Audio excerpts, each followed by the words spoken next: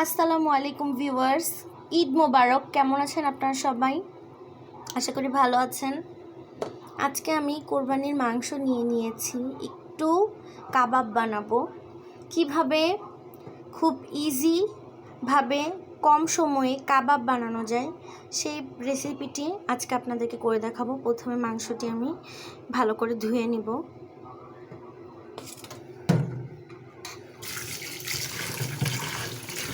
যেহেতু আমরা 2 জন, তাই এখানে 10 পিস মাংস নিয়েছি। কচলে কচলে ধুয়ে নিব। আমি ধুয়ে রেখেছিলাম 3 বার, এ নিয়ে 4 বার ধোয়া হবে। কচলে কচলে ধুয়ে নিব।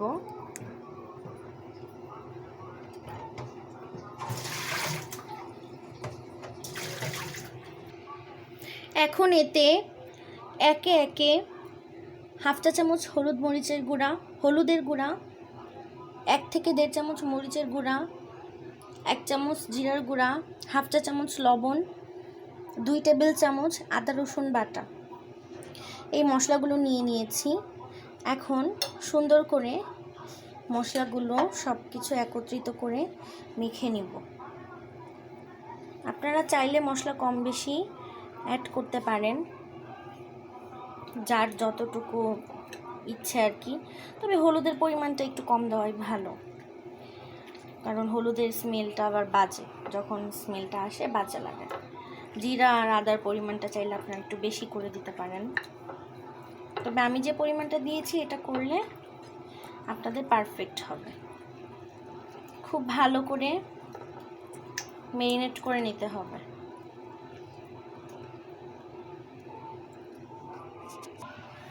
এখন এক পিস করে মাংস নিব, এটাকে একটু করে থেতো করে নিব।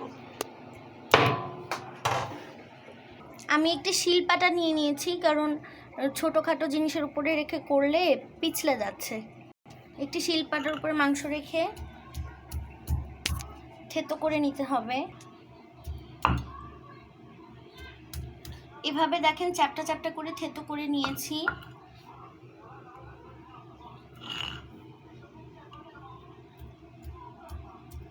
ভালো করে কাজটি খুব আস্তে আস্তে করতে হবে, বেশি থেতো করা যাবে না, একটু চ্যাপটা আকৃতির করতে হবে।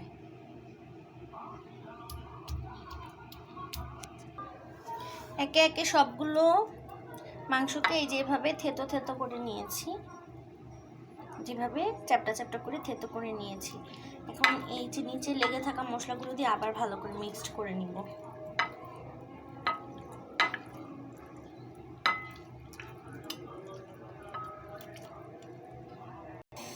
এখন একটি লোহার কড়াইয়ে আমি একটু তেল গরম করে নিচ্ছি। এর মধ্যে থেতো করা কাবাবগুলো ছেড়ে দিব। বিসমিল্লাহ।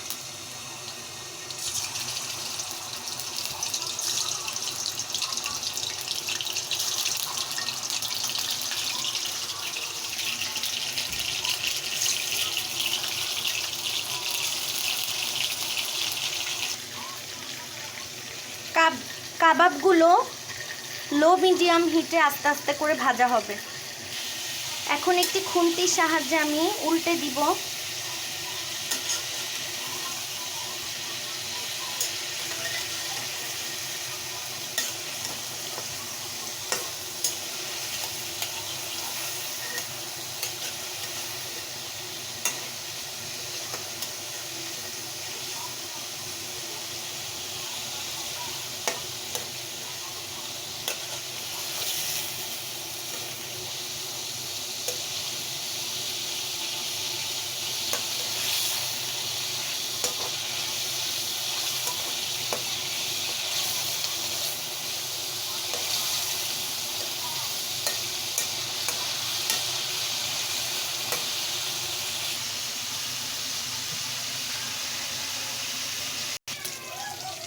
রেডি হয়ে গিয়েছে আমার ঈদ স্পেশাল কাবাব।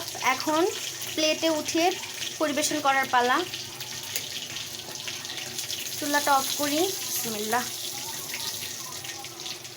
বিসমিল্লাহ। এভাবে উঠাবো। প্লেটটাকে মুছে নিতে হবে।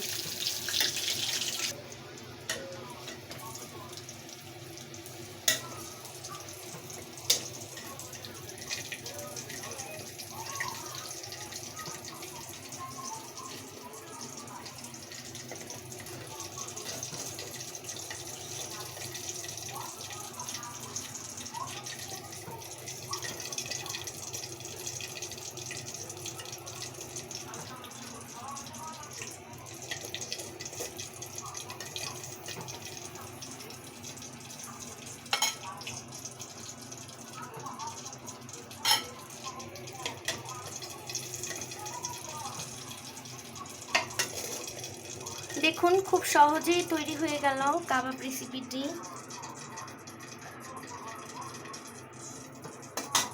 তৈরি হয়ে গেল আমার ঈদ স্পেশাল কাবাব।